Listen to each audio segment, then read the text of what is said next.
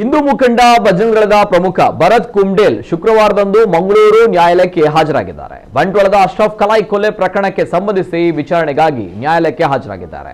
ಬಂಟ್ವಾಳದ ಕೊರತಮಜಲ್ ನಿವಾಸಿಯಾಗಿರುವ ಅಬ್ದುಲ್ ರೆಹಮಾನ್ ಎಂಬಾತನನ್ನ ಕುರಿಯಾಳದಲ್ಲಿ ಕೊಲೆ ಮಾಡಿದಂತಹ ಪ್ರಕರಣದಲ್ಲಿ ಈತ ಆರೋಪ ಎದುರಿಸ್ತಾ ಇದ್ದ. ಹಾಗಾಗಿ ಕೊಲೆ ನಡೆದ ಬಳಿಕ ಈತ ತಲೆಮರೆಸಿಕೊಂಡಿದ್ದ. ಈತನ ಬಂಧನಕ್ಕೆ ಜಿಲ್ಲಾ ಪೊಲೀಸ್ ತಂಡ ಬಲೆ ಬೀಸಿತ್ತು. ಇದೀಗ ನ್ಯಾಯಾಲಯಕ್ಕೆ ಹಾಜರಾಗುವ ಮೂಲಕ ಪತ್ತೆಯಾಗಿದ್ದಾರೆ. ವಿಚಾರಣೆಗೆ ಹಾಜರಾದ ಭರತ್ ಕುಮ್ಡೇಲ್ಗೆ ಅಕ್ಟೋಬರ್ 25ರವರೆಗೆ ನ್ಯಾಯಾಂಗ ಬಂಧನ ವಿಧಿಸಿದೆ.